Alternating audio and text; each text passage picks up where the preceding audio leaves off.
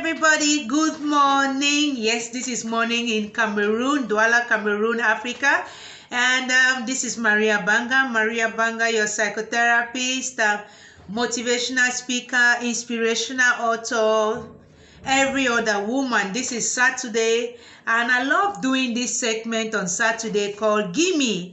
GIME stands for General Inspiration, Motivation, and Encouragement. That is one of the ways I live my purpose-driven life, and my purpose is to inspire and motivate people from all walks of life with my personal experiences. And in doing that, of course, the overall goal for me is to encourage people to keep at their own lives and find their purpose and live and be the highest and best and truest version of themselves.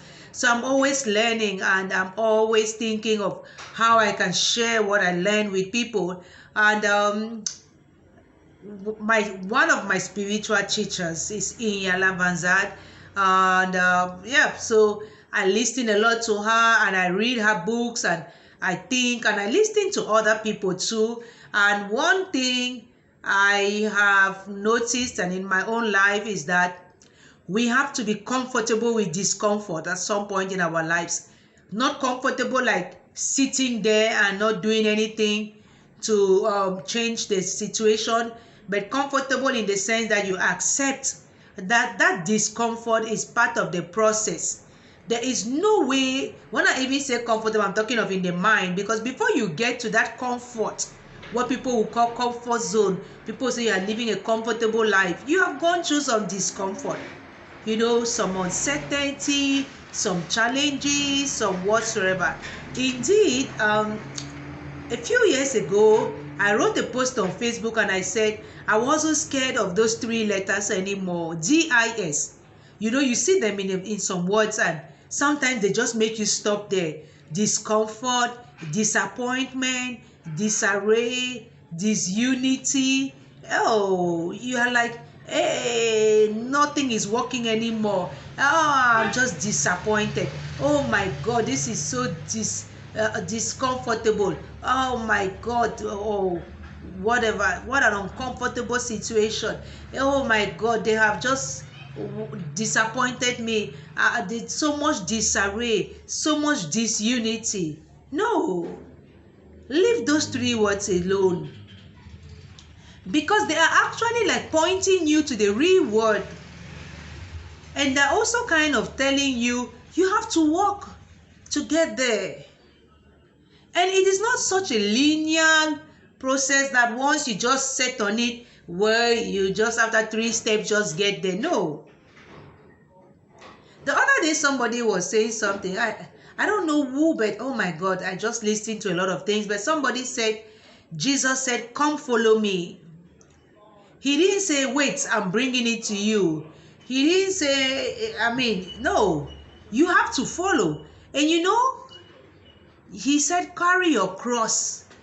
If he himself even carried the cross, went through all those trials and tribulations, in whichever religion you want to think of, or book or anything, there is always something that made it tough, that made it, hard, that made it like, oh, how am I even going to survive, not to talk of thrive, and all of that. Look, my life, I'm just looking at this book today because I was sharing from the book with a client yesterday. My books are beginning to make some sense to my clients, and one got a copy yesterday, and some have been getting. Yeah, on the Amazon people do get, but when I came back to Cameroon, I didn't really know what I was going to do with these books, if I should print more copies and stuff like that. So this one is titled, What is the Worst Case Scenario? You can find it on the Amazon in Kindle and paperback, and my website, you can find those things there. So what is the worst case scenario? Fighting the fear within, mindful of my mental challenges. Sometimes you're like, oh no, it's so hard, it's so uncomfortable, it's so challenging, it's so, oh my God, all of this discomfort. I don't want this. I don't think I can do this. Oh, nobody wants to help me. The litany, you could actually do a whole credo if you wanted. with all these complaints and all this, pointing fingers and blaming people. Maybe this person abandoned you at this age, this parent wasn't there for you, this man fooled you, he told you this and did that, or that woman did this and did that, and that teacher and your brother, your sister, and your you can write books and throw pity parties and stuff like that. But even doing that, it's still not going to be easy.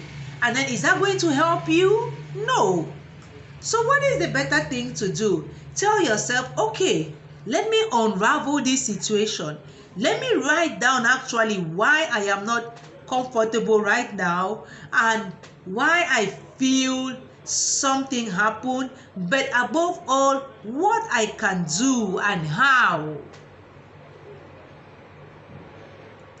And that is where sometimes therapy is important. Sometimes going to see a professional is important, because sometimes in the midst of all of the mind muggles, as I call them, you can't even think so straight anymore. You can't act straight. All of those things, that is what mental health challenges are all about. That is what relationship issues and challenges are all about. But then when you go to somebody, a neutral person, who will just listen to you. Sometimes people just want to be listened to because they've tried to think about it in their head themselves. They cannot really think straight. So they want somebody who can just listen and then maybe kind of like guide them and encourage them to think for themselves clearly, piecemeal by piecemeal. And some people don't do that, or they go and then they just expect magic overnight. No, it doesn't work that way. Even that process is not going to be comfortable or easy. We are going to talk about things which might make you to resist, to feel bad, and to want to stop talking, because sometimes you think your way is the only way, and even though that way hasn't solved issues for you all along, but no, look at it this way. The Bible says, la la la la la la, and yet no way, no solution.